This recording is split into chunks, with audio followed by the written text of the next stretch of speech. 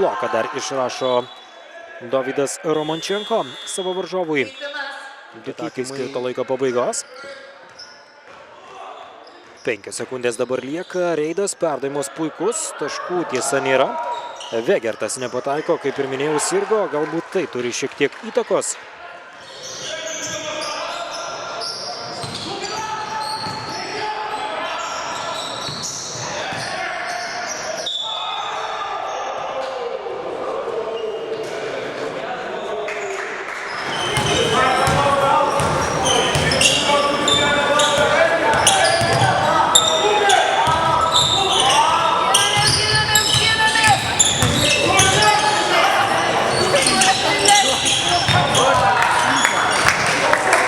Nacionalinėje krepšinio lygoje Valentinas Mitalauskas, jis rungtyniavęs Šakių Zanavike.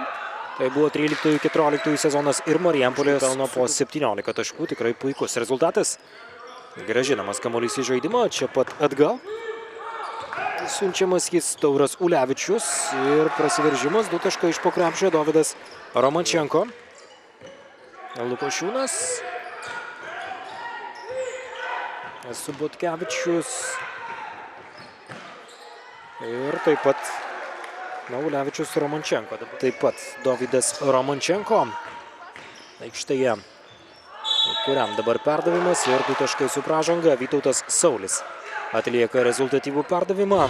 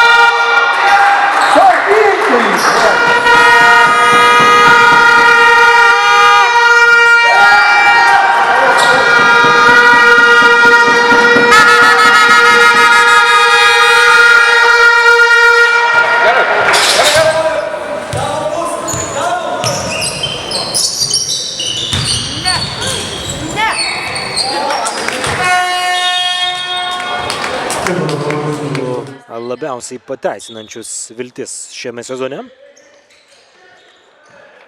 Gražus perdavimas po krepšių ir Romančenko.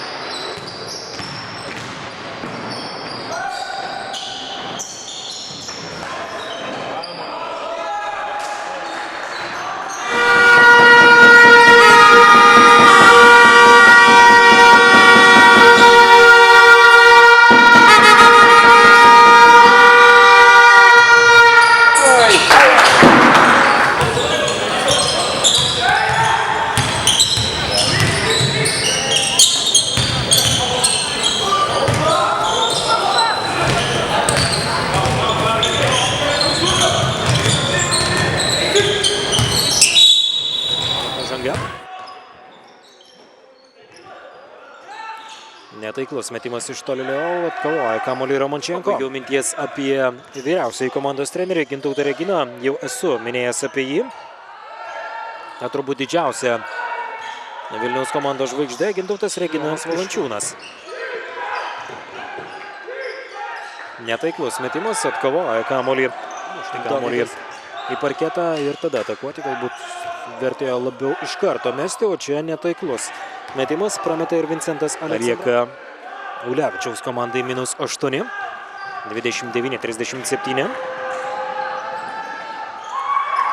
Ir antrasis metimas taip pat netaiklus. Romančenko suteikia filmuojama iš tos pusės, kurioje yra ta tribūna. Ir tikrai šiandien nemažai visai sirgalių susirinkę, nors pamenu, kad, tarkime, teko būti čia ir praėjusiais metais.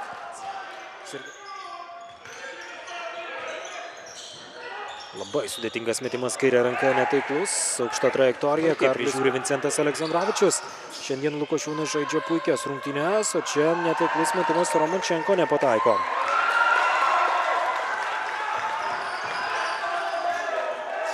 Šiandien trūksta galbūt Einaro Tubučio indėlio.